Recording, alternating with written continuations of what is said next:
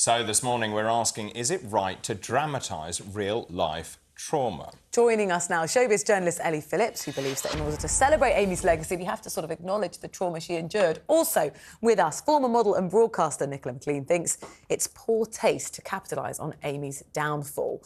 Ellie, let's start with you. I mean, Amy Winehouse's story does have so much pain, heartbreak and hurt in it.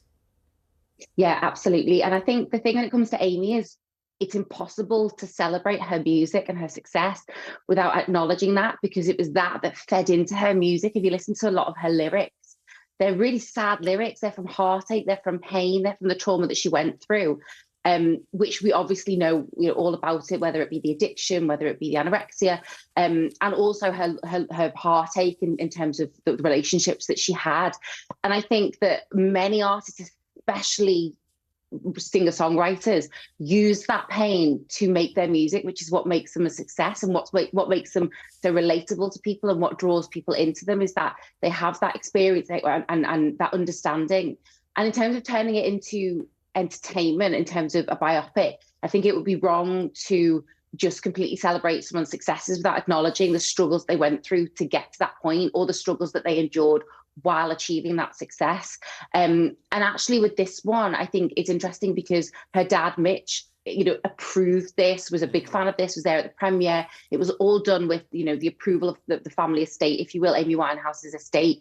And usually what people say about those is, oh, they painted them in too much of a good light. Now, I know people are saying that Mitch himself is painted in a very good light, but I think it's actually good that we see the highs and lows of what she went through, because as viewers, that's how we learn. Too often, I think that learning about really tragic issues like that are forced down your throat. This is what it is. This is what's bad. This is why, you shouldn't do it, or this is what you should avoid. And this is how to get treatment. But actually seeing it play out in an entertainment format can open people's eyes to really bad things, but actually have a positive result at the end, whether it's spotting the signs, whether it's reaching out for help, seeing how detrimental it can be. So Ellie, what you're saying, Ellie, what you're saying is she needs to be seen in context. Now, Nicola, you share a rather contrary opinion to that. Yeah, I do. I just think kind of showing someone at their worst and their most vulnerable when they're not there to approve it is in poor taste for me.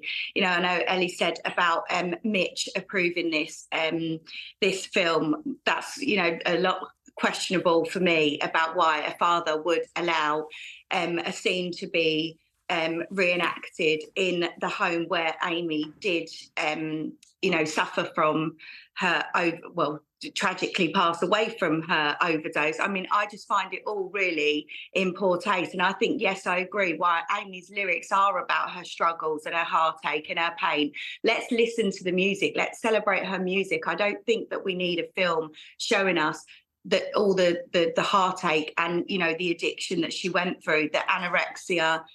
I'm a former I'm recovering from anorexia and bulimia, and I wouldn't want my darkest days showed out on TV. I'm happy to speak about it, to help educate. As Ellie said, it's important for people to be educated, but I'm around to be able to speak about it and to be able to talk about it. I think when people aren't around, I don't think that we need to be watching them in their most desperate moments. I wonder, for me, Nicola, would you think the same of like a documentary?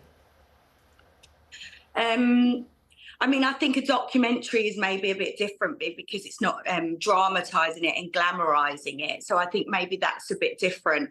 But I do think making a film about Amy and showing, as I say, at her worst, I'm not sure would she like that. I mean, she was an artist.